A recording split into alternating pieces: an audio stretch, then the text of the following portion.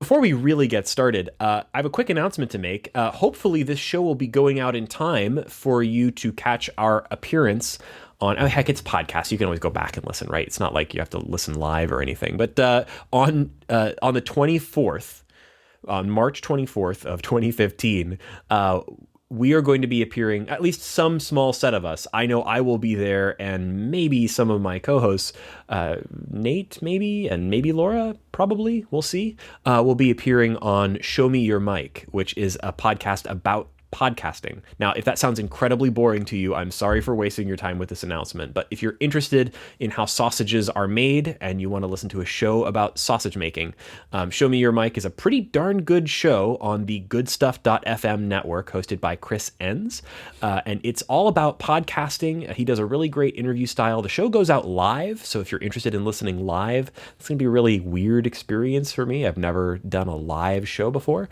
but we'd love to have you listen in there too. Yeah, I'm looking forward to it. I plan to be there. It'll be fun to, I don't know, talk about podcasting, I guess. I have to spend so much of my time explaining what podcasting is to people. I'm really looking forward to actually having a conversation about the act of podcasting with people who know what podcasting is. Yeah, and Chris Enns is a pretty smart guy.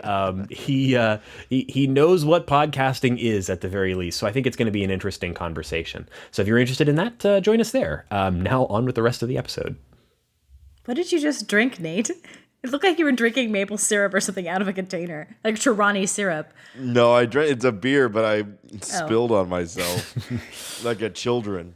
You know how children spill beer all over themselves.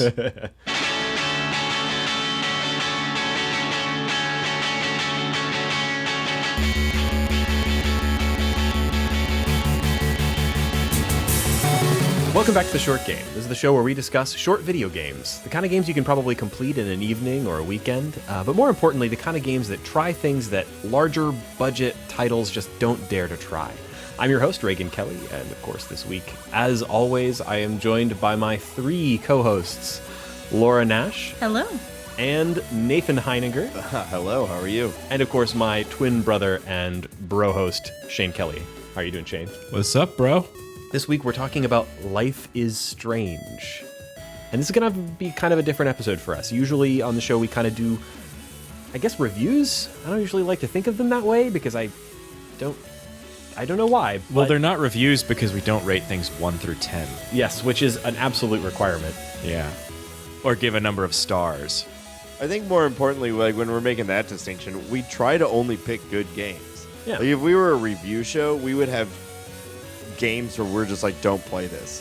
Pretty much every episode ends with us saying, play this game. We certainly disagree from time to time. There have been games that haven't been a unanimous, like, this game is fantastic, but we pretty much only pick games that we hope will be good. Yeah. And we don't do games that, if we all start playing a game and it's not good, we just skip it for the show.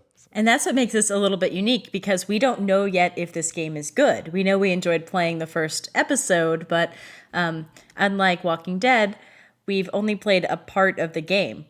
We don't know what's going to happen next. So Reagan's been calling this our book club, and I think that's actually completely accurate. I think that we're going to talk about this chapter. I'm interested in this because I think everybody has had that situation where you've started a new TV show you were like super pumped about, and like maybe the first episode was amazing, but there's always that doubt, like, is it going to be good? Is it going to be bad? Like I had that experience recently with that new Marvel show, S.H.I.E.L.D. How is that? Oh, Agents of S.H.I.E.L.D. I was excited about it, but then it turned out to not be great. So Season 2 got better and then worse. Okay. Like on that note, I'm torn about this because, you know, I don't have a cable subscription, and the Walking Dead games I came to after they were entirely done. I don't, like, almost all of my media consumption is after the fact that it's been completed. You're a binger. Yeah, I don't watch a lot of shows as they come out. I do with some, but even still, it's usually a season in and it's well regarded, and I catch up with the season and watch them as they come out. This is really the first time in a while that I've been like on board with something almost immediately after it came out. I mean, I know it's it's very recent that this game started. Same here. This game debuted at the very tail end of January or early February 2015. And when you're hearing this, we record maybe a week or 2 weeks in advance. So actually, when you're hearing this, episode 2 may already be out. But when you're hearing this, when we're recording this, episode 1 has only been out for a couple of weeks. And so we really don't know yet whether we can fully recommend this game. But it looked on the surface so much like something that would appeal to us and to the audience of the short game that we wanted to kind of get in on the ground level and talk about the game as it's coming out. And same thing for me, Nate. This is the first time that I've played an episodic game as it's been coming out. And I'm really excited about that experience. That's why I really wanted to kind of do this book club, because everything's more fun if you can talk about it and speculate about it in advance as things are happening. So this is set in high school with high school girls, and although I haven't played a ton of episodic games, I will equate this to a high school experience I had, which was reading fan fiction. Yes, I'm a huge dork, but fan fiction was the same way, except the big risk there was that your author was going to abandon it and never finish it. I'm confident that Squeenix is going to finish this game along with Not. But the question is, they have a lot of things that they've been building up and promising, and we don't know if they're going to be paid off to the extent that we hope. Can we, having all played it and we're sitting here talking about we don't know. But before we get into the gameplay and get into the mechanics and get into what we experience, we all really enjoyed this, right? Like everyone... Yeah, like I had a great time playing this. I thought it was really cool. I played through the first episode twice. I had some complaints about it, so I don't want to be the complainy member of the group here, but I'm in the middle. Yeah, I wouldn't say this game like blew me away, but I definitely enjoyed it. So before we dive in, let's talk about just what this game looks like. What is this game? How are they marketing it? What is the sales pitch on this game? That's something that I had a lot of questions about, because to me, I was like, who is the audience for this game? This is a game about teenage girls, right? Sort of. Yeah. It is a game that the main characters are teenage girls, but not being a teenage girl, I still felt that it played to a lot of things that I experienced in high school. Like time travel. I mean, the main character's name is Max Caulfield. It's Catcher in the Rye 2015. Exactly. Oh my God, how on the nose was that? I mean, it's at an art school, so it's very, these people have artistic pretensions, and some of them are fulfilling them, and some of them aren't. And there's a lot of the thing that I think made it high school plus is I don't think any of us were, dealing with guns, pregnancy tests, or murder, drugs, or time travel. Okay, I'll tell you 3 of those. I dealt with 4 of the 5 things you just said, but I won't say which. I won't tell you which ones, but 4 of the 5 things you just listed. Yeah, but in one day, that's a lot to take on. Nate, you could time travel in high school? I don't want to talk about it right now. We're talking about Life is Strange, okay? Let's move forward. So not backwards like I'm used to doing. I mean, let's keep going. Nate is Merlin. Let's move on. So it's definitely a game in the Telltale style. And this is something that I thought was really, as far as I can remember, this is the first game from a company that isn't Telltale that I've seen do the Telltale style of adventure, choice-based, episodic game quite this, close to how Telltale does things. It is going to be 5 episodes, almost exactly like most of Telltale's games, like The Walking Dead or The Wolf Among Us or some of the others. It has the similar choice mechanic. It has similar length. It's similar price. Like, it's really clearly going for the same style of gameplay and sort of game design that Telltale has been doing with such success recently. But it's a totally different company. It's a brand new company, more or less. Don't Nod. I think it's Don't Nod. Don't Nod Entertainment. They've had only one game previously, which was Remember Me. Did any of you guys play Remember Me? Mm-mm. I didn't either. It's another game with a female protagonist. It's got more of a science fiction world. It reminded me kind of just from the marketing materials and everything, I have not played it. It looked like it kind of reminded me a bit of a more shooter heavy version of Mirror's Edge. I don't know, but it looked kind of good, but it got very mixed reviews, and it sort of passed me by. I never got around to playing it. That was published by Capcom. This is their first game. Only their second game. Totally different style. It's not the big AAA release. It's a small episodic downloadable thing for Windows, for PS3, PS4, Xbox 360, and Xbox One. And it's published by Square Enix, which I thought was a kind of a weird thing. But Square Enix is publishing a lot of interesting games lately. They published the Tomb Raider reboot. So maybe they're kind of angling for publishing female-centered games, maybe? I don't know. Two things makes a trend. Yep, 2 points make a line. Yeah, good games. I don't know. Those are both good games. I would say that it was kind of odd for me because that company I really heavily associate with the Final Fantasy games. Mm-hmm. And there was one like Final Fantasy like The reference reference to the spirits within. Max, our lead character, talks about how great she thinks that movie is. Yeah, that's when I started to doubt her as an artist because she said that's her the best sci-fi movie she knows. Oh my god, was The Spirits Within. Well, she's a teenager; she'll learn. Yeah, I don't know. As a teenager, I don't know how she even knows about that movie because it came and went before her time. That's true. Yeah. Anyway, You were talking about kind of game comparisons. Walking Dead, obviously. I thought this game was, to me, it felt basically like Gone Home meets The Walking Dead. I hesitate to make that comparison because I think the only line you draw between this game and Gone Home is that they are games about young girls. That's it. The gameplay is very different. They're both adventure games nominally, but like they're so different. I don't know, because I call Gone Home not really an adventure game. This game definitely had a ton of the adventure game mechanics, like opening doors and figuring out the right, like not puzzles. Puzzles not the right word for this, but like the right sequence in order to do things. Gone Home was about like learning information about the characters from not being told it from characters, but learning it through other means. The environmental exploration. Yeah. That, reading someone's notebook, reading a poster on the wall, making your own conclusions because of things that you find in the environment. That to me felt exactly like Gone Home. And I'm sure, Vanishing of Ethan Carter's there too. Other games that are doing this. But I agree, like tonally, yeah, it was a female protagonist. Not exactly same age, but in that same kind of mental state, same tone to some degree. But I thought a lot of the gameplay was similar. I don't know. I think that this game's gameplay really echoes The Walking Dead, but it makes a couple of key choices as far as the mechanics that we'll talk about in a second that really turn some of that on its head. But if you look at the marketing for this game, the thing that they say about it constantly is that it aims to turn choice-based adventure games on its head by giving you the option to rewind your choices.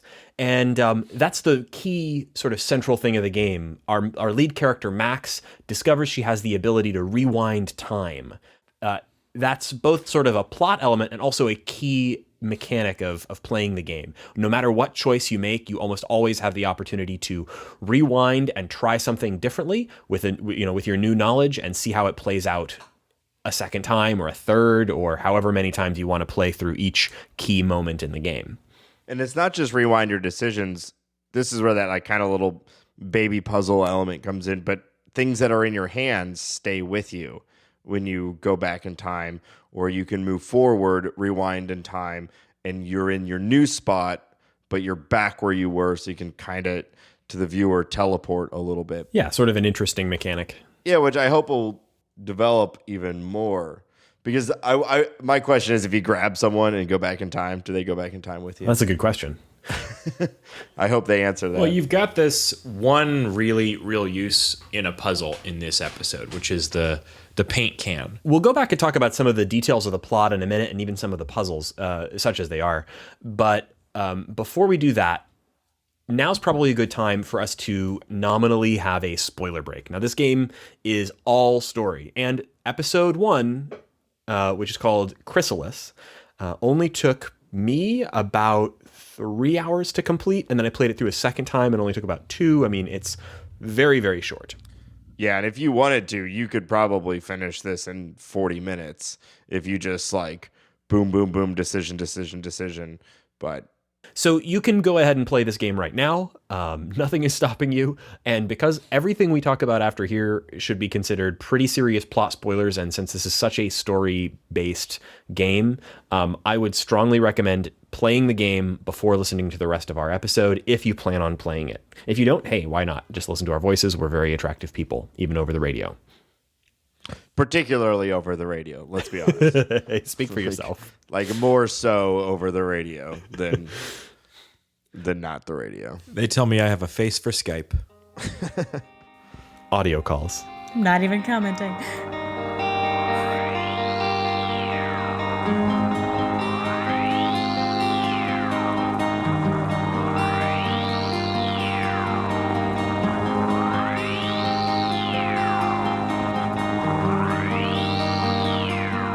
The story starts off with our lead character, Max Caulfield, moving back to Arcadia Bay.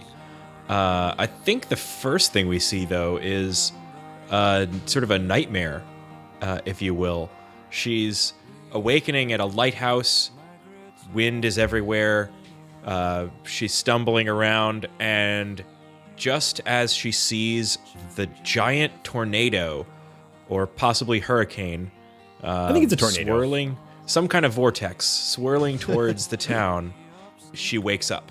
Or rather, she's killed by falling bits of lighthouse and then wakes up. Yeah, and she's in her photography classroom with her hot, sexy teacher who's talking all Alfred Hitchcock at her. Yeah. And she's sitting there at her desk with, items in front of her, worrying about the nightmare. And you can look at your journal, you can look at your pencil case, you're just kind of thrown into suddenly the adventure game. And Max is sitting there talking about, worrying about this nightmare, but also, sitting in the photography class, and you don't know anything about her. You're just kind of immersed in this little high school experience, except with a teacher you've never had. I've never had a teacher like that before. So immediately I thought, this is a WB show. CW. Or, excuse me. Oh my God, see, I'm already showing my age. You are not down with the teens. This is going to be an interesting conversation. And speaking of which, this whole game is down with the teens, quote unquote. Boy, right? The internet. Man. I mean, this whole game is a game about teenagers written by adults, and it screams that in the dialogue sometimes. Yeah, So guys, this game is trill. It's on fleek. It's... You're totally in the retro zone, Shane. Oh, yeah, they say that, don't they? Victoria says that. And I actually am okay with that, because I have a theory that a certain caliber of rich kid is out of touch with modern day poor kids. That's another They wrote it theory. so poorly that it came back around on Came itself. back around into It's- my own theory of keen classes. Laura, are you serial? Am I serial? She gets made fun of for saying that in the show. I was willing to give them a pass on all of this because, teen slang is so specific and never makes any sense anyway. You cannot write a character, a teenage character that tries to use modern slang without sounding somewhat goofy. The only time it's ever worked for me is Clueless, where they made up everything. Well, listen, Nate, I'm going to go post that to social media. Oh, yeah. All the social media. Yeah, there were so many. So this is a small quibble because, frankly, what media about teens isn't kind of like this? You don't get the sense that, oh God, that line was definitely written by a 45-year-old man. But there's a lot of teen lingo in this that I felt didn't really ring true to me. Then again, what do I know? I'm almost 30. I thought it was fine because, they were trying. They were. That's all teenagers are doing is trying to sound cool. And these people were trying to sound cool. All the shows that depict teenagers almost always have them talking in total, complete, perfect sentences because it's on TV and it's fine. Or like Laura said, Clueless, they just make the whole thing up. So these guys were at least trying to use modern like culture, language to a degree, and I thought it was fine. Like, yeah, And it works for me. I loved Veronica yeah. Mars, for example. Yeah. Like that show, I was super passionate about it, even though it was totally dumb. And I think I felt kind of the same way about this. I mean, like Veronica Mars, I could see any of these characters actually being, played by 30-year-olds. Like, the characters don't look 18. Yeah. And the teen language was stupid because teen language is stupid. Like, it's not gonna not sound stupid. Yeah, Even it may if be a does- different kind of stupid than this, but that's a very good point. Even if it sounds perfect, we're gonna be like, "Oh, that was silly." The Facebooks and stuff. I did love the teen pretension, though. Like, the name dropping, because I just read a book on Cartier-Bresson. Like, Oh, man, of yeah. course, you would name drop like crazy. Because you want to make sure that everyone knows that you know who Cartier-Bresson is. Yeah. Exactly. Yeah, that's what I'm saying. Like, it was silly sometimes. Who's Cartier-Bresson? One of the books in her room is photographer. Just kidding. I don't know. But really, I don't know who that is. Yeah, I don't know. But if you like name dropping of photographers, you're gonna love this game, guys. They do. Yeah, and the first scene really begins with a big chunk of name dropping because you're wading through a photography lecture by Mr. Hot Guy Teacher, Mr. Jefferson, who's, super hot, and all of the girls in his photography class are really into him. And art. I'm Jefferson Hot Guy. Yeah, if you're not at least a little attracted to Mr. Jefferson on some level, then you're just not human. I mean, I'd date him. Yeah, that guy was like the perfect teacher. And of course, he starts the conversation by telling everyone in class that Max, our lead character here, she's got a gift. She takes a selfie with her Polaroid camera in the middle of class, and In class. she's got a gift. That girl, she knows She her does stuff. it to prove to herself that she's real. Because awaking from that weird tornado dream, she was like, "That didn't feel like a dream.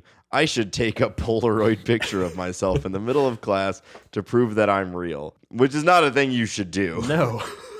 Yeah, this it exists in kind of a weird temporal limbo unrelated to the time travel, because it's like everybody's got like tape decks and CDs and Polaroid cameras, but it's also clearly relatively modern. I think they're just supposed to be poor.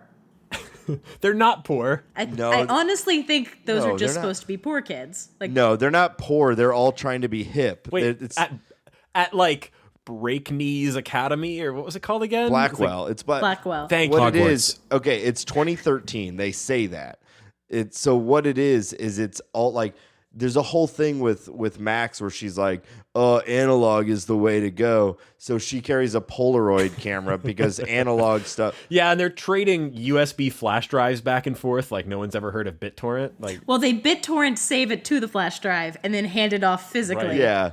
Like one kid has a flash drive that they have to pass between all of them. Like, no, come on. It's 2013. Y'all had flash drives. yeah. But I think that whole like flash drive or Polaroid analog, it was just like kids trying to be cool by having like. Hey older guys, technology. this is adults writing about kids. It's Yeah. it's all forgivable though. Well, no, I mean, that's actually a thing. Like, the hipster authenticity is a thing. Yeah. So. Yeah, Yeah, I had like 3 friends in high school who only listened to tape decks, and it was stupid because there was no reason to still listen to tapes. Audio quality corner.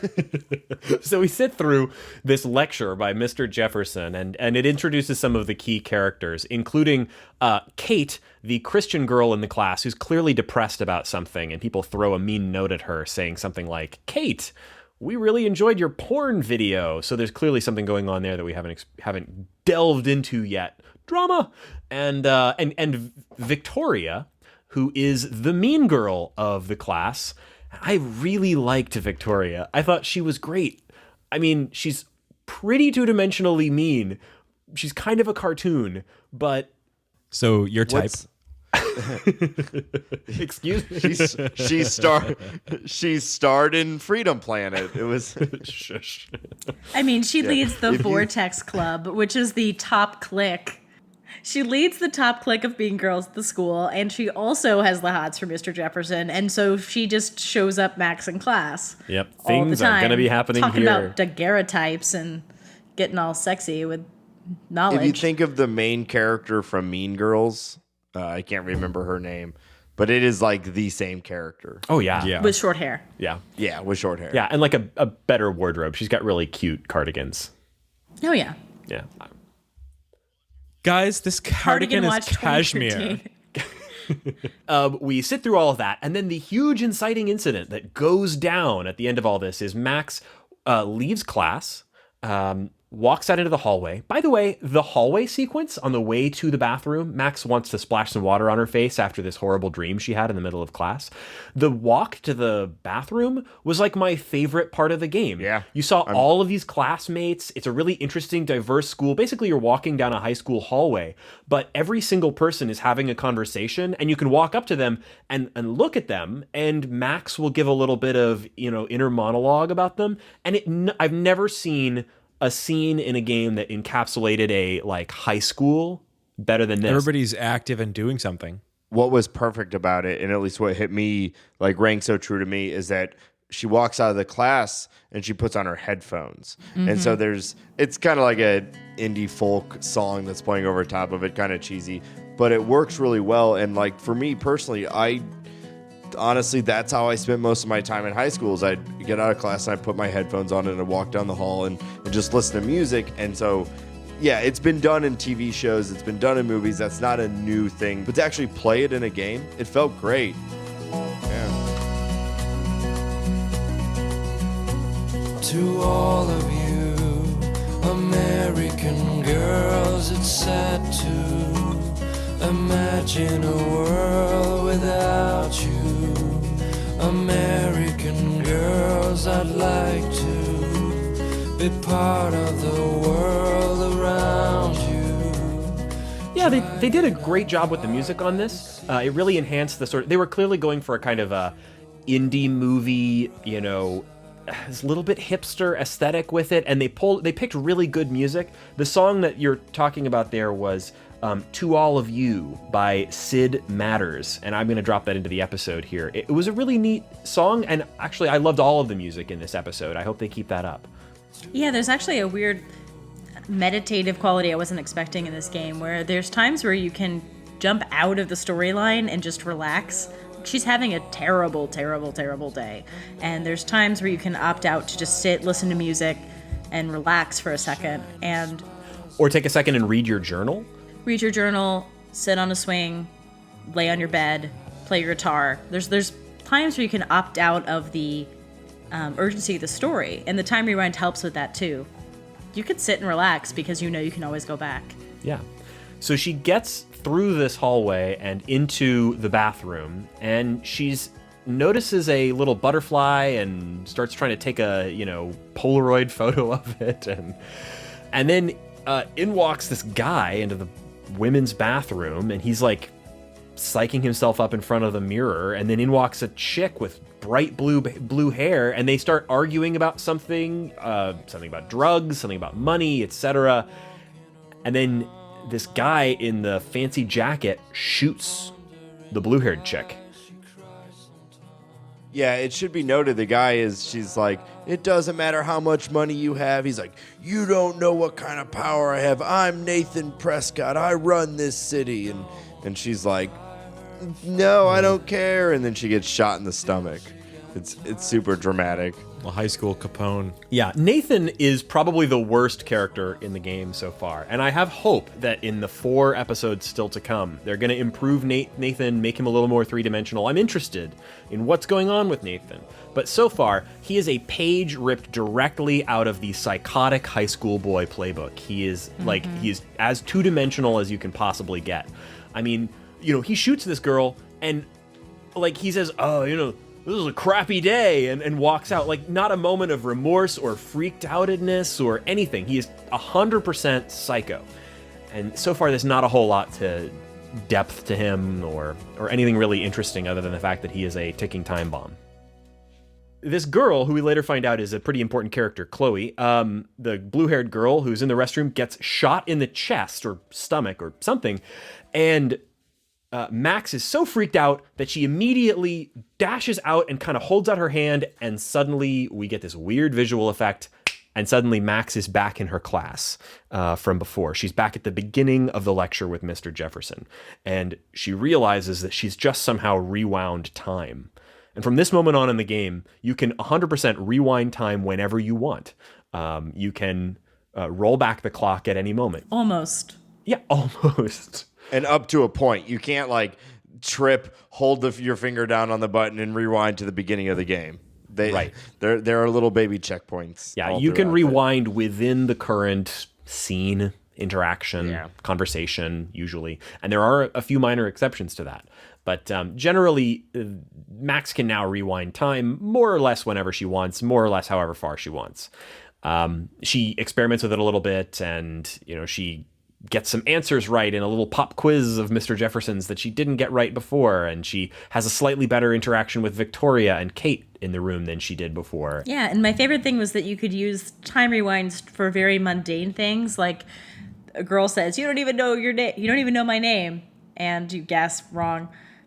You can rewind time and get her name right, so you're not an asshole. Yeah, that's how I would use it. Or you can just let people think you're an asshole. Or you can just let it sit. I mean, a lot of times it's very mundane things that she's trying to get right, just the daily horrors of high school, fixing those so you don't seem like a social outcast. It's also used for bigger puzzle solving, bigger saving the world type things. But a lot of the optional things are to see two choices you could have made or to be better at talking to people. The choice mechanic and the time rewind mechanic are kind of two halves of the same coin. And maybe this is time for Game Mechanic Corner. Guys, I knew this corner would be back. It's Game Mechanic Corner. All right. I did the theme song. Thank you, Shane. Thank you. So I missed the episode where Game Mechanic Corner came out, and I did listen to that episode, and I had no idea that it was going to be a recurring thing. Is this a I don't thing think we now? did either. We're still testing it. We're waiting for the focus groups to get back to us. But for now, we're going to be continuing with... I'm not a trained monkey. I don't just sing Sorry. for you and you command me to. Yes, you do. You just wait. It's Game Mechanic Corner. Thank you, Shane. All right. You're really gonna drag my corner into the ground. I decide it's my corner. By the way, Shane, I want you to know that if you don't do it, I can just edit it in, and you're gonna sing whenever I tell you to sing because I'm doing the editing. This might be your podcast, but this is my corner, and I will sing about my corner whenever I want to sing. All right. Well, so here's my central thing about this game. I mean, this is the rewind mechanic is clearly the one thing that Don't Nod is adding to the Telltale playbook here. As far as I can tell, everything here is by the rules of Telltale's game mechanics. Everything is, they're looking at games like The Walking Dead and The Wolf Among Us and other later Telltale games, and they are doing that. But their one big addition to this is a rewind mechanic. And I like it. And I hate it. Like, I love that you can see both how the dialogue would play out if you made one choice versus another. Sometimes you've got several choices. You got to really, and you really want to kind of think about these choices. You don't want to make them in a snap, and you want to be able to rewind back and see how the dialogue or other effects of your choices are going to play out. But in a sense, I also kind of hate that because one of the things I really loved about, for example, The Walking Dead is that they give you a lot of choices to make, and you have to make them very quickly. And you can't take them back. And because of that, you really feel like those are my choices. You don't sit there agonizing about whether to save Doug or Carly, I think was her name. Carly. Yep. In the first act of The Walking Dead, you don't spend an hour agonizing about which of those people to save. You just do it and you move on. And in this game, almost every major choice, you almost invariably watch it through one time and you think, well, what would I have done if things went a little differently? You rewind back and do it the other way. And then maybe you second guess yourself again and think, no, I think I like the first time better, and play it through again. And at the end of each time you make a big choice, Max has a little inner monologue where she says, man, that didn't go well. No matter what, like basically every choice you make, Max is like, oh, that was horrible. Yeah, Max is not having a good day. So we can just assume that every decision ends poorly one way or another for Max.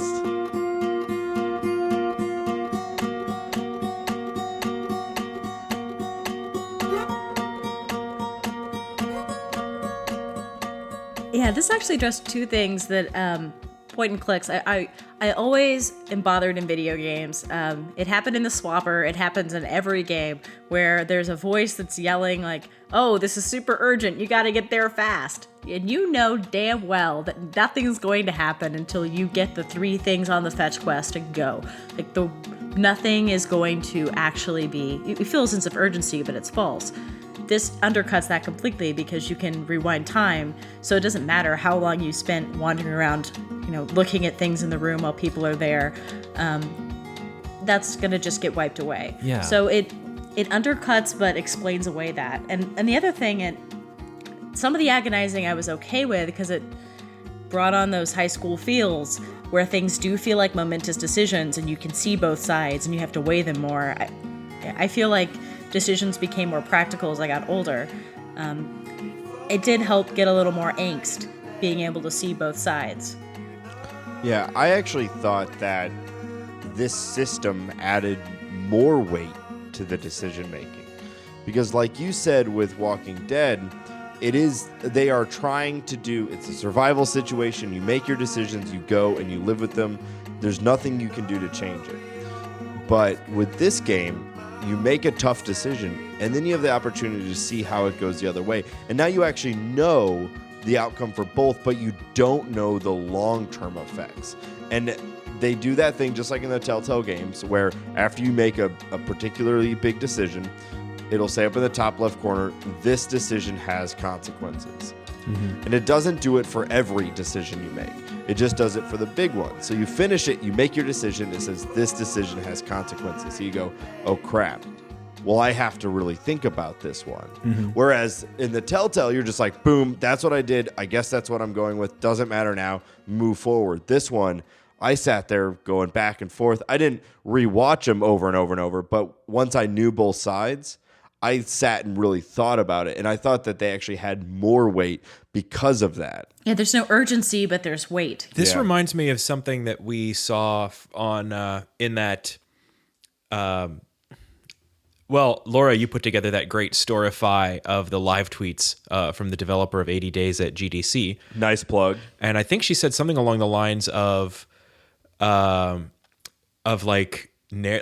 part of the job of the writer being to convince the player to make suboptimal decisions. To tempt them. Mm-hmm. To tempt them into making suboptimal choices. And that's something I saw in this. There's a situation, without getting too far ahead of where we're discussing in the plot, where you see the security guard bullying one of the students, and you can take a picture and hang out, or you can intervene and try and protect the girl. And I thought the writing there really was good at convincing me to try and intervene and save this person who seems like they're being bullied.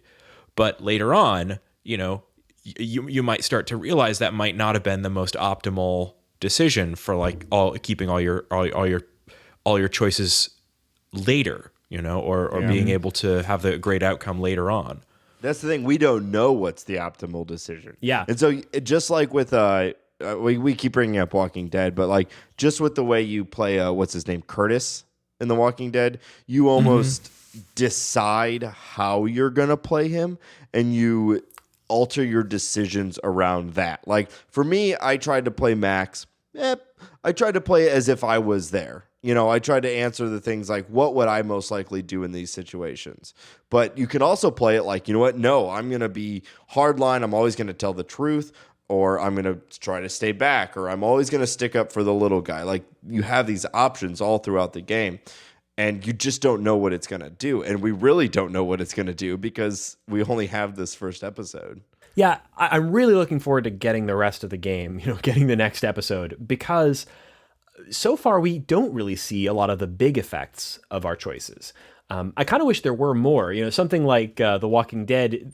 Most of the choices that you make in the first act don't really pay off until the second act. And I think the same is true here. So we'll really start seeing the effects of our choices actually come to pass in the later acts, or at least I think we will if this game designer is doing their job. Yeah. They make mention, but there's been no repercussions for sure yet. Some of the stuff with the security guard definitely comes back on you if you've made certain decisions, but nothing dramatic. It'll be interesting to see how it plays out. Yeah, I'm definitely not playing this game, quote, to win.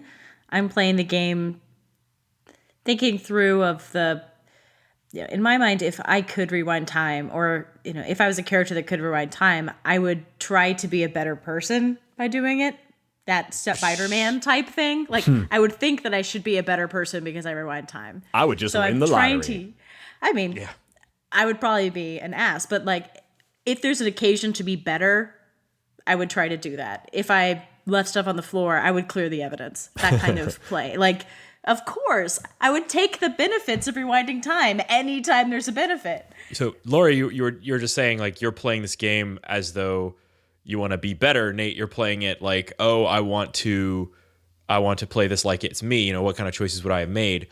I wanted to kind of explore this game in the same way of like, as though it was Slaughterhouse 5 or Dune. You know, like what is it like to have like perfect ability to, what is it like to experience time as a flat circle? To optimize?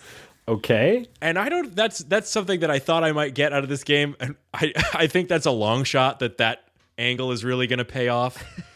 But, Well, so like what's the word I'm looking for? It's not psychopath, but it's like, what is the ideal way to play it that ends in the most ultimate gain for your player? Is that what you're saying? That's it. Like, I mean, I think yeah. when people explore this concept in fiction that I've liked in the past, it is a little bit about optimizing and finding out what the perfect path through life is. Yeah, but with this game, it's an 18-year-old girl who has like friend problems and not relationship problems, but kind of relationship problems, and also she saw a girl get murdered, so she's got a lot on her plate right now to like, maybe Max Caulfield in 2 years from now, if she still has the power, will be able to like expand into a global domination. But right now, she's got to just like.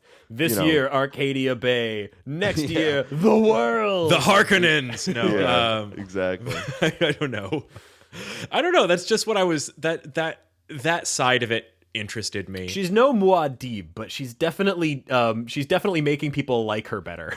I like teen girls and all that, but I'm more into the time travel aspect, and they didn't really pay that off. Yeah. Can we get a There's always soundbite episode 2. of just I like teen girls? I think they are interesting as the focus of a narrative. How can I say this in a way that doesn't make me sound like a total creep? No, they really are. Like, there's so much drama. Yeah, why aren't there more games about teenage girls? There's so many movies about teenage girls. There's so many books about teenage girls. It's because we're already talking about this. It's so hard to truly write for guys. I mean, the mind of a teenage girl is utter insanity, and so it's hard. They're hard to write for men. That's it. I would not say it's hard to write. Like, there's an entire genre. No, of, I know. I'm like young adult fiction that many adult women are reading, which is cool in its own right. Yeah. But there's so many like glimpses into the teenage girl minds. It's just not in video games because those people aren't creating video games that much because they're being made by dudes. Exactly, and to take joking out of it, like. That's what's interesting about this, and that's what was interesting about things like Gone Home. It is a new perspective in like these storytelling games. We haven't seen much video games about teenage girls, and that's a lot of what this is about. We've seen endless video games about teenage boys, whether they're trying to save a girl or fly a robot or shoot a bunch of dudes from the Middle East, like. All video games are about teenage boys. This is so much more interesting to me. It's really nice to have a game that's not the hero's journey. We don't know that yet, though, because she is also flash forwarding to a tornado that is destroying Arcadia Bay. So I think you can save the world without doing the hero's journey, and I think that's what you're heading to. That's here. true. I hate to break it to you all, but episode 4, she gets a giant robot, and but that'd be cool still too. Get a giant robot. Yeah, giant robots for all. Indeed. So I don't want us to get too mired in just talking about the beats of the plot. There's a really neat plot, but frankly, the first episode is just a single day. And from what I'm seeing, I'm thinking that what we're seeing in this game is each episode is going to be roughly one day of Max's life as she approaches the impending doom of this tornado hitting the town. But we stop the murder. We go to meet Warren, our friend. Warren's an interesting character, but we haven't gotten to see much of him yet. He's like this nice boy. That's all we really know about him so far. He's a nice guy. Maybe He's a cool guy. a love interest, but not for her. Like, he might be into her. Yeah, he definitely has a crush on her. I mean, there was that one moment in the parking lot where like he greets her by like going for a hug, and she kind of like says, "Hey," like it was a very awkward teenage moment I felt for the guy. He invites her to go to a drive-in, like he's clearly really interested in her. And so far, we can't tell if she's interested in him. I have a theory about that. I think it's interesting that we're getting this love interest, but we've also got a girl best friend who is at least strongly implied that she's, gay. Mm-hmm. So I think we may have a choice between those two as our love interests later. That's my thought. Yeah, it's hard to say. Yeah, it seems like Max is much more interested in hooking up Warren with one of her friends. Yeah. She's trying to get Warren to hook up with this other girl. So who knows what she talks about. There are multiple mentions of like boys being dreamy or something like that. Like, I definitely agree with the Chloe thing, like the girl, which we haven't even talked about. The missing girl. I think that's the big mystery. Chloe they're definitely painting her as possibly gay, and I think they're leaving Max mostly ambiguous. Like at the Passepartout, she is our sexual orientation Schrodinger's cat so far. In my mind, in a future 5 years from now, I'm 120 pounds, and I never get hung over because I will be the picture of discipline, never minding what state I'm in, and I will be someone I admire. And it's funny how I imagined that I would be that person now, but it does not seem to have happened. Maybe I've just forgotten how to see that I'm not exactly the person that I thought I'd be. My favorite moment of the game, and I kept rewinding this because the reaction was so funny that I kept like falling over laughing, is when there's also a hint of some misconduct on Hot Teacher's part with a missing girl, and Max's reaction is to tilt her head to the side and try to like coolly push her hair back, but it's kind of mechanical, and she's like, "Oh, really? I knew that all along." And the facial expression and the roboticism of that motion, I think it was supposed to show her inner turmoil, but Max can't cover up lies at all, and it's very endearing. Since you mentioned that, one of the things that I thought was a little bit of a miss on this game's part is that the graphics are pretty good. They're going for a realistic style, although it kind of has a saturated, like, Polaroid camera kind of color scheme. I think Brothers, A Tale of Two Sons. Yes. Also, I was gonna say that. Also Unreal. Yeah, it's the both the Unreal 4 Engine. But also like the way they handle faces, where they don't necessarily like they almost go the best way I can think of it is like the Japanese anime style with the faces, in order to make it like smooth and super clean and not actually try to make like real human faces, but everything else is their best attempt at real to life. Yeah, the faces are sort of expressive, but I think they get most of their expression out in the voice acting, which is pretty darn good. The voice acting is pretty solid. But yeah, it has the standard Unreal Engine problem with faces and hair. Which was kind of weird for me in terms of the directing of this game, because for a game that like does everything but faces so well, they spent so much time in close-up. Mm-hmm. They did. Yeah. That is like, I know we're not getting into even the this lip real sync far. is kind of off. Yeah, that's the real. That is almost the no lip only real miss to me in this game is facial expressions, and the lip syncing was just poor. And this is something that Telltale does really well. Well, I don't know. They do it pretty well now, but the first few episodes of The Walking Dead were pretty rough in this regard too. It's definitely a technical advancement over, for example, The Walking Dead episode 1, but it definitely doesn't have the polish of, for example, the Walking Dead season 2. So it's just hard in a game that relies so much on social cues, especially when you are trying to make decisions based on how it might affect how someone feels, that you have to base a lot of that on the dialogue. There's a lot more telling, not showing, because you can't look at body language or dialogue as much. It becomes a little harder to read people than I think it should be.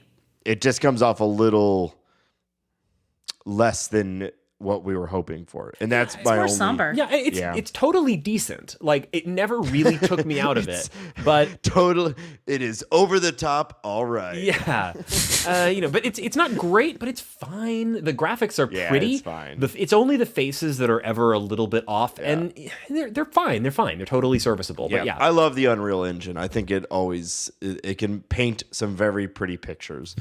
Gorgeous lighting. Yeah, this game is set in Oregon, which we haven't talked about, which Oregon is gorgeous. And I think they do a good job with what outside setting you actually do get, because it's mostly inside. And they pull in some nice teenage girl elements there's a journal you can have, which is a lot of collages. When you look at objects to interact with them, they overlay them with a white sketch look. When you rewind time, it has a photochemical development look. oh, that looks like, really cool. That's one of my favorite effects. So there's really nice stuff there. Yeah. Like, they do some really visually cool stuff. Like, we were talking at the beginning of the game, how you see a lighthouse kind of get destroyed and come down and crumble on top of you. And near the end of the game, you see that same thing, and you can actually rewind time in this situation, and you can actually see the White House.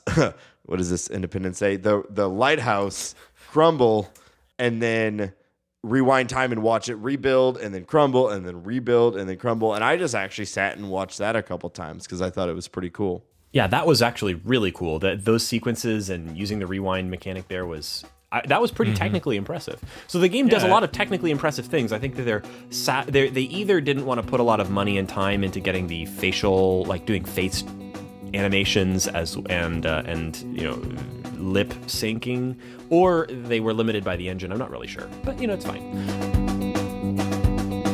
Something good. Oh, something good. Oh, something good.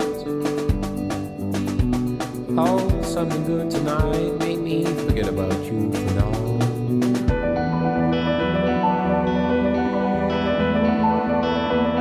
So plot-wise, we don't see a whole lot of story happen in this day. Once we finish up at school and we return the flash drive to Warren, crazy kid Nathan comes out and tries to hassle you, and Chloe, the girl who was who got shot, but then we rewound it, comes and rescues you in her truck, and you drive away with her to her stepdad's house. And we find out that Max and Chloe used to be friends back when Max was younger, before she moved away to Seattle. And that when she moved to Seattle, they completely lost touch.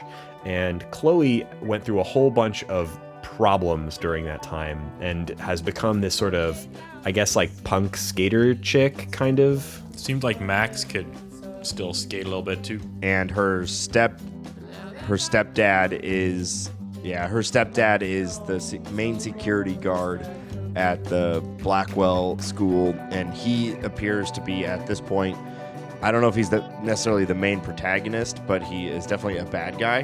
Antagonist. Thank you. Antagonist. I think he's more of a red herring. Yeah, that's kind of my thought too. Yeah, I think so too, but we'll see. There's a lot of other definitely things going creepy, on. though. He's definitely way creepy. But I think the core mystery that we're meant to solve over the course of this is what happened to Rachel Amber, who was Chloe's friend when Max left and sort of left Chloe. Should have put out a Rachel Amber alert. And that's the first thing I thought. Oh my God. No, that's seriously the first thing I thought when I heard her name. I was like, the girl's name is Rachel Amber. I'm kind of sad I never got there. I didn't pick up on that either. No, I didn't. Sheen and I got it. Okay, you guys are so smart. Woo! That's why we play games, to make us feel smart.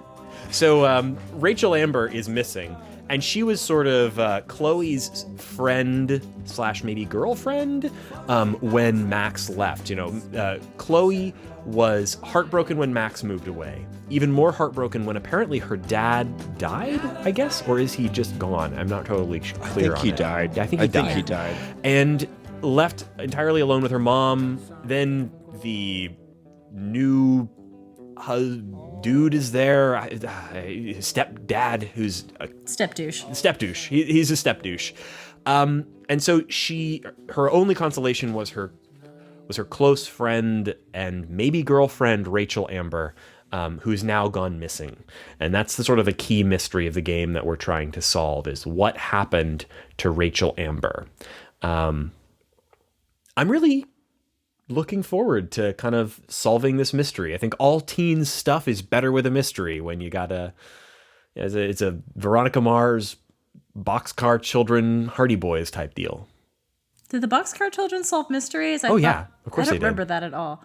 Did you read the second one or the third one? I or read the all of them, but I 153rd was, one? like, Oh my God. 5. They were all mystery stories. They were like, the first one started with them like alone in a can cut this part boxcar, where and they we were like talk about being the Boxcar poor. Children, right? And then Welcome to the Box Cast, where we a short show about the Boxcar Children and other. maybe we should start a whole extra podcast. I don't remember anything about them. Well, the second one, they solved a mystery in like a fishing village, and then the third one, the correct thing you should have done if you were really in the high school girl thing was talk about Nancy Drew. Oh my God, of course, Nancy Drew. Well, I never read Nancy Drew, it's not gender course you neutral, and I didn't. was a little boy. Patriarchy. Is just keeping us down.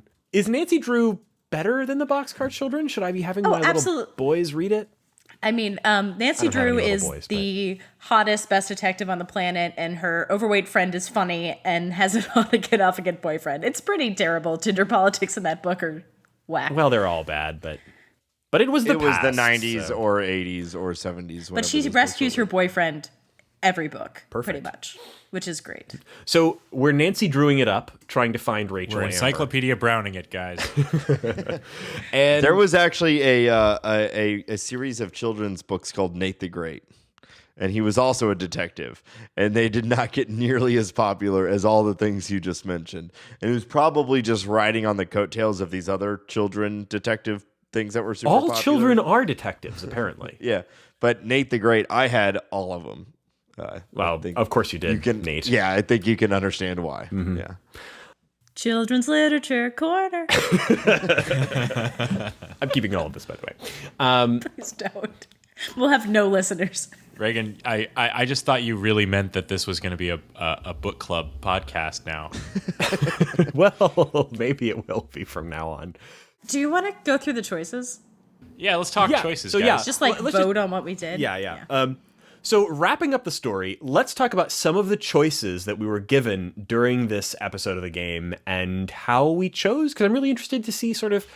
I thought the first time I played through, I was trying to make what I thought of as kind of the nice guy choices, and then going through the second time, I was trying to make what I thought of as sort of the like mean girl choices. So one of the nice things about this game is, unlike a lot of adventure games, they tell you at the end what choices you've made, and they let you see on a global standing how you're, if you line up with the majority. They also let you see your friend stats. I played on Xbox, so I didn't actually get to see my co-hosts' stats since they were on PS4. But that you can go through one by one and talk about every decision in the game, big or small, and which side you fell on. So let's run through that list. So going through from the beginning, the first choice in the game, or the first serious one, the one that it tracks, do you report Nathan and his gunplay in the bathroom to the principal? Yes or no? Yes. Yes, Yes. he's an asshole. Yeah, that was my thought. Like, come on. That guy sucks. Yeah. And that's what I did as well. And I am, at least as of the PSN numbers, I am with 65% of the PlayStation owning public on that one. 35% of people hid the truth from the president. Excuse me, principal. You've been watching too much House of Cards. I have. Principal Obama. There's someone in the bathroom. Oh, wait, what did you fall, Shane? Oh yeah, I also went ahead and told the principal, even though I kind of thought he was a jerk. I mean, I saw both sides, but I don't think he's gonna do anything. He told my mom. When I went through it a second time, I kind of preferred the outcome of hiding the truth. I think it might end up being a better choice. But I generally adhere to, this is just a life rule, which is snitches get stitches. But I thought in this situation, like, come on, like, I'm telling the principal. Yeah, kid with a gun in school. are we all squares where we're like, gun at school, better tell the principal? No, well, you kind of get called a square for telling the principal later. But in context too, like, you pull the fire alarm in the bathroom, run out of the bathroom, and the principal is right there, and he's like, "What are you doing?" You know, You it's look not, all sweaty. Yeah, it's not like I went and, you know, it's not like you go to the principal the next day like, "Hey, Nathan had a gun." It's like, he's like, "What are you doing?" And that's when you're prompted with the question. And so trying to play it like I would play it myself, I totally would have been like, "Holy shit, this guy just pulled a gun out and I hit the fire alarm." And because Nathan Prescott is a wealthy dude and pays for half the school, or his family does, the principal's like, blah, blah, blah. No, there's no way he did it. And it kind of backfires. But I feel like most people in real life would tell the principal at that point. I think that 65% of the PlayStation owning public agrees with you. So our second big choice came at my favorite moment of the game, and that's when you're trying to get back into the dorm and Victoria is hanging out on the steps snarking at you and won't let you into your own dorm because she's such a bee. And we have to do this really neat little puzzle where you use some time rewinding mechanics and sabotaging a paint can, and you get Victoria totally splashed with paint. Oh, and that introduces my favorite character, the creepy groundskeeper. Oh my God. I'm Mr. Red Herring. Samuel. He's really I creepy. just love you girls. Oh my God. You all take care. If you did a case study on creepy characters named Samuel, like, how many are named Samuel? I feel like there's so many, like, groundskeepers and bad and, like, creepy characters that are named Sam's a Samuel. loyal hobbit. Samuel's are pedophiles. Yes. Exactly. Samuel also speaks in the third person. He's like, Samuel is sorry. Oh, man. So after poor old Samuel accidentally splashes paint all over Victoria, you have a conversation with Victoria on the steps, and you have the choice to either comfort Victoria and maybe make a friend, or make fun of Victoria for her paint-splattered, probably $1,000 cashmere blouse, and really, get some revenge for her jerk behavior in class. And I definitely chose to comfort Victoria. And apparently 69% of the PlayStation owning public went with me on that one. I hit comfort and Justin went, really? I wanted to see her be well-rounded. Me too. I'm really looking forward to seeing more of Victoria because she is my favorite character in this. I love, I don't know. I love those sort of wow, she's a mean girl, but there's some depth there. I'm a real sucker for this bullshit. I don't know. I actually also went with comfort her, and my initial instinct, and this is one where what I did first was to insult her, and Max really lays it to her. She does a good job of really making fun of Victoria, and then I started thinking what would I probably do in real life, and it's I'm probably not that mean. I like making fun of people, but it's normally my friends that I make fun of, not just someone there, So I ended up going with the comforter. Yeah, it was an interesting option though, and that's one of the places that I was really glad we had the rewind mechanic, because you get to be mean and then take it back, and that's something that I've you always want that option. You always want to be mean. Of course you want to be mean, and then you can roll it back. Mean is fun. And I'm really interested to see where that goes, because I think Victoria is probably the most interesting character in the game so far. So our next big option is that moment we were talking about earlier when the security guard is hassling Kate. So I think there's something really deep and disturbing going on with Kate's plotline. We get that moment in the very beginning where somebody throws a mean note at Kate when she's looking depressed in class. And if you go over to the note and pick it up, it says, Kate, we all really enjoyed your sex tape. So there's clearly something sketchy and sad going on with Kate. Kate's also clearly like the religious one in class. She's got a cross on her neck and a bunch of Jesus posters in her room And just really big hair. really high hair. Yeah. I think she looks the classiest. Closer to God. Indeed. But we see the security guard hassling Kate, and you can either take a photo of him and hopefully arm yourself with some evidence against him because he's definitely being weird, or you can intervene and help Kate out. What did you guys do? This is one that I'm not sure of what happened because I took a picture, rewound, harassed, and then I moved forward. And I'm thinking because of the way the time rewind, I should be able to keep that picture, but I'm not sure since this is actually a deciding factor if I still have the blackmail on me or That's a really good question. I have that is a no good idea question. because think- I thought I played it both ways, but the way the mechanic works and they see it as a choice, I don't know if I actually retain the picture. Yeah. Ooh, that's a good question. I think as far as the rules that are set up, you should be able to take a picture and step up for her. That's what I thought. But the way they set up the decision, it's one or the other. So that's a good question. Or maybe I think you that have might- the photo, but it'll be blank. Like Back to the Future 2. I think that might be a misstep on their point. Like I'd be surprised if you got to do both. And Yeah. it's probably one or the other. So that I thought I was doing both, but I don't think I did. I would doubt it. So 83% of people chose to intervene and help Kate out. And I'm starting to think that might have been the wrong choice because we need some evidence against this, creepy ass security guy. But we'll see. I'm really interested to see where that one's going. So those three were the three first big choices in the game. The fourth major choice that'll definitely have big plot implications is actually one that gives us 4 options. And that was something that I thought was really neat. This was my favorite choice moment in the game. You're smoking some weed with, actually you're not. Chloe is smoking some weed up in her room. You're hanging out with her and her stepdad, the security guy, comes home. And this whole sequence plays out where you can either not hide and just the dad guy walks in, or you can hide and stay completely hidden. And he walks in, finds the weed, freaks out on his stepdaughter, and starts giving her a really hard time. Hits her. Or you can hide and then later come out of hiding and take the blame for the weed.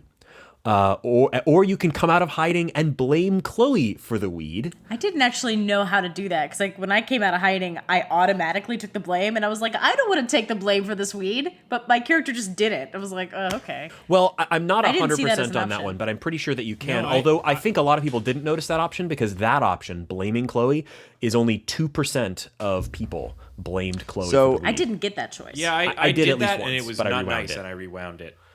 Yeah, I did not figure out how to hide.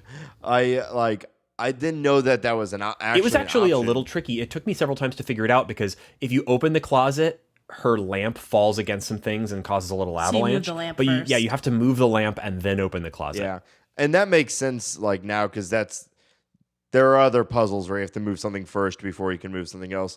But I just kind of took it as oh, you can't actually hide, and now I have the option of blame Chloe or blame or take the blame. Mm-hmm.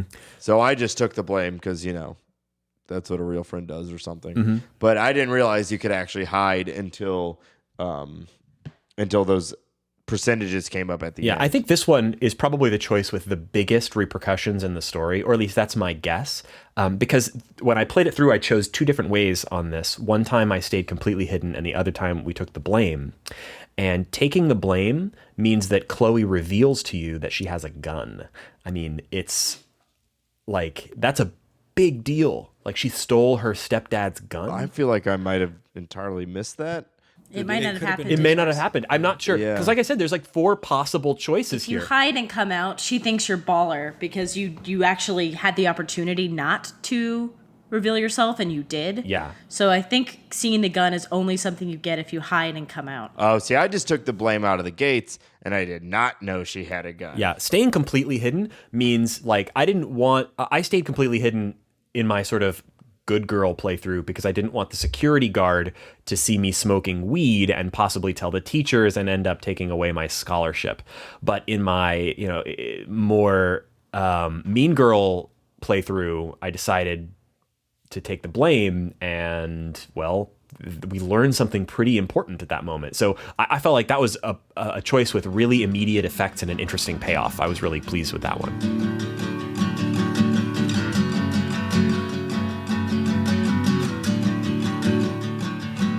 So there are a bunch of other choices that it tracks as far as statistics, and most of these I think have to do more with achievements than actual like major plot differences. So there's a lot of them. I'm just going to sort of shotgun through them real quick.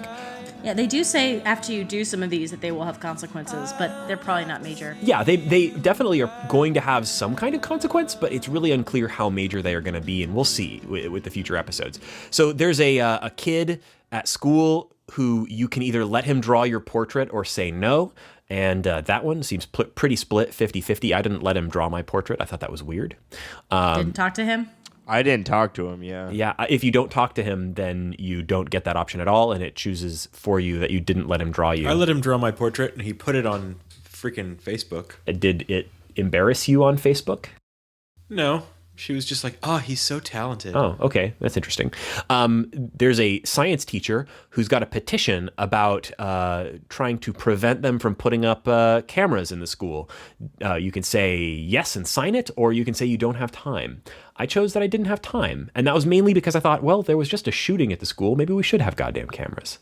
I feel like this is another one I missed. I missed this one too. Oh, you didn't talk to the teacher. No, I did find that one. The camera plan is actually something being set up by this creepy security guard. Yeah, I found the camera plan. Yeah, I kind of regret it afterwards because I found out that it was, the security guy was so creepy. But yeah, the next choice was there's Alyssa, the slightly chubby sort of goth nerd who's sitting. Purple hair. Yeah, no, she doesn't have purple hair. She's like brown hair. She's sitting out on the yard and reading a book about vampires. And no, she's reading a romance novel. Well, who knows? She's About a teenager. It's probably vampires. about vampires. Paranormal romance. I think it's a vampire thing. Anyway, you can either help her or not. And by helping her, it means let her know that she's about to be hit in the head with a football. That was a pretty low stakes choice. 82% of people decided to help her. I did the same. It breaks a window. That's true. I don't know if that'll have any major effect on the plot, except for maybe changing Alyssa's disposition to you later. We'll see. Kate had an insult written on her little whiteboard outside of her dorm room. You can choose to erase it or not. Basically all of these are 50-50. People either did it or didn't. And that was another one. I did it, but I think 46% of people didn't. That may have just been because they didn't notice it was interactable. I think that mostly reflects things that people did if they found them, didn't if they didn't. Yeah, a lot of them. Although the Alyssa thing, 82% of people told Alyssa not to get hit in the head with a football. Yeah, that's a huge one, actually. You step outside, it happens right away. Yeah, it's hard to miss that one. And then she goes, I wonder if I should fix that. And that's another one that it's pretty clear that there's a good guy option for that. I guess 82% of people are decent folks. There's a plant you can water. I didn't notice it, so I didn't water it, and it was 32%. I was in the 32% group of people who didn't water the plant that I didn't notice. I don't even know what happened there. Guess your plant's gonna be dead. My plant is probably gonna be dead next episode, and that will have dramatic consequences. Maybe it's the butterfly effect, guys. Yeah, I'll stare at it and play guitar. Speaking of, was that the illusion that they were trying to go for? Butterfly effect with all the butterfly stuff? Think so. I think so too. I did not think about that at all. So here's a big one that I thought was really interesting. And when I played through the first time, I missed it completely, as well as 97% of people missed it. You go into a dorm room of another girl on your floor, Dana, and there's an option to dig through her trash and discover a positive pregnancy test. I didn't notice it the first time. And I was in the 97% of people who didn't touch Dana's pregnancy test. The next time I played through it, I definitely went and rifled through her trash and picked up the pregnancy test. And she's pretty upset with you about it. That's one that you actually see in your journal. There's a collage, there's a drawing of a positive pregnancy test in the journal, but I had no idea what on earth it was referencing because I did not pick it up. That's interesting. I'm glad. I thought you were going to tell me she scotch taped the positive pregnancy test into the pages of her journal. Ew. That would be gross. No, it's a sketch. Not that into collage. Okay, so Victoria, we go into her dorm room at one point, and we have the option of rearranging her photos into a kind of a photo collage of a middle finger. So in addition to being mean to Victoria on the steps and making fun of her, we have the option to really rub it in with a fuck you on her dorm room wall. I didn't do that, and I was with 71% of people that didn't. And then in my Mean Girl playthrough, I did. Leave no evidence. Right? Didn't do it. I mean, I did it and then I undid it. Mm-hmm. There's an option to write your name or something, I'm not entirely sure what, onto a dirty RV. I missed this option on both of my playthroughs. I didn't even notice that you could write your name or whatever. It was on the dirty in the RV. parking lot with Captain USB stick. Cool. And it was just, you wrote "wash me" on a car. The RV will remember this. We have an option to save a bird's life. This one really shocked me. You can't miss this one. Like, if you go into this room, you see a bird fly into the window and like break its neck. And only 49% of people saved the bird. I thought this was going to be another one like Alyssa, where like 82% of people were going to do it. I missed the room, so. Oh, it's the parents' bedroom in the house. I was hanging out in the bathroom, digging through the pill cabinets, and then I was like, but I didn't go into the parents' bedroom. Okay, I don't know what this I couldn't says get the door about me, open. but I went into the parents' room and did not see the bird. So I don't know. Well, you're all monsters. You let this poor bird die. But it may have interesting repercussions because if you save the bird by opening the window so it doesn't bash its head, it gets into the room and just stays there. So, I don't know, bird in the room. There's an option to break or not break Chloe's snow globe. You do that by rifling through her stuff in her bedroom. I didn't break it. I did find it and then rewound and didn't break it. I don't really know what repercussions the broken snow globe could possibly have. I suppose we'll see. 86% of people did not break it. And then you rifle through creepy David the step douche's files, which he has on all of the students at your school. And you have an option whether or not to leave any evidence when you're rifling through his files. I don't know why people would choose to leave evidence, but 78% of people did not leave any evidence. 22% of people did leave evidence, and I've done both, so I'll be letting you know. And finally, 71% of people, once they found those files, if they found them, read them, and I also did that. So I'm really interested to see where most of these choices go because so many of them seem so inconsequential. They could have effects later in the game, or they might not, and I'm really interested to see what is what. Can I ask a quick question unrelated to choices? And that's, did any of you guys take advantage of the melancholy, slow jam, chill out times? Like laying on the bed, playing on the swings, playing the guitar. Did any of you guys do any of those moments? And what did you think? I did them for about 3 seconds each. Like, I was like, oh, this doesn't do anything. Move on, next. And I guess that's sort of the active, FPS gamer. Yeah, I chilled out on the bed for a while, but I did. I did all of those. Played the guitar, sat on the bench, laid on the bed. I thought they were nice. They were nice. Did you guys find the BFG, the cannon? What? It's the only weapon I think that you pick up in the first chapter. Oh, the one that insta-frags the security guard? Yeah. Yes, I found that. Dude, I know when his body turned into a skeleton dust, I was shocked.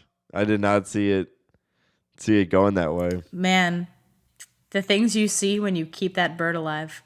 It's terrifying. Some of the faces aren't that lifelike, but God, like the when the guy's head exploded, I was too real. Yeah, and thanks again, Nate, for like helping me when I got so mad. I actually turned to Slack and was like, guys, I've just been wandering around the top of this lighthouse for 20 minutes. Well, I felt for you because I did the same thing. So I am not very, I had a real hard time with Vanishing of Ethan Carter. And Gone Home I actually did pretty good at because it's a very closed setting. But any of these games where it's like totally open and it's my job to discover like a real small piece in this big open world, I just don't do really well at it. I'm much, much better at something like Grim Fandango where there's just less stuff in the world. So I know that like if someone bothered to generate a full background, there's probably something there. Yeah, and so with these like the Unreal Engine stuff, like everything is so good, it's hard to pick out specifically like what I'm supposed to interact with. So I did the same thing, Laura. I was going forwards and backwards, back in time, trying to see if maybe I was supposed to like somehow Running get in. under the lighthouse collapsing. You know, that's true. Like I had the same problem in Ethan Carter some of the time. Like when you're surrounded by when you hit a certain level of realism, Fidelity, that yeah. Scooby-Doo effect that lets you know what's important and what's not is out the window. Yeah. And it's like, oh, well, you know, there's all kinds of junk on this desk, but I don't know that one piece of it is something I can pick up. Yeah, we talked about that in Machinarium. The sketch helps. Yeah. Like I think it's cool that the graphics have reached a level that to some degree like, oh no, things look too real. Yeah. Like I like that. I'm not complaining about it, but I just know that it's something that I'm not really good Yeah, at. and frankly, I like that some things are easy to miss. Like the pregnancy test thing, it clues you in at the end. You know, you see that achievement screen at the end and you see that 93% of people have missed that pregnancy test. And it gave me something to really look for when I went back and played a second time. Yeah. So in a sense, I kind of like that. You know, it's not going to let you miss any of the major important plot stuff. But there are things that you can miss if you're not really paying attention. And I think in a lot of ways, that's good. I really felt like I took my time with this game. Mm-hmm. Like I really tried to read as much as I could and really think about it and explore the world. And I still missed like 4 of those things that you listed. Yeah, and I'm really looking forward to the next episode. You know, I haven't played a episodic game like this as it's been coming out before, but because each episode is so short, I'm really looking forward to, you know, the next time there's one of these out, finishing work and going and spending a couple of hours getting a little more of Max Caulfield's story. I'm in. Me too. And then maybe doing another episode about it. Yeah, I think probably we will. As this game progresses, we're probably going to come back to it and talk about it again on the show. I'm not sure if we'll do a full episode on every episode of the game. I think that's probably overdoing it a little bit. But we'll try to continue this book club. And if you are interested in hearing our thoughts about more and more of this game as it comes out, let us know in the feedback. You can contact us at www.theshortgame.net. We got a contact form there, or of course you can hit us up on Twitter. The show is @_shortgame, or I am at Reagan K. That's RayGank. Laura, where can people find you? You can find me on Twitter at Laura J. Nash. Nate, how about you? You can also find me on Twitter at NateSTL. And Shane. I am at 8-Bit Shane. And thanks again to our listeners. If you want to support the show, the very best way to do that is by leaving us a review on iTunes. If you head to our website, you can click a button there to go to it, or just search for The Short Game on iTunes or in the Apple Podcast app. It really makes a difference. That helps us a whole lot in terms of getting the show out there in front of new eyes and ears. So thank you so much to our listeners, and we'll hopefully join you again soon on another episode of The Short Game.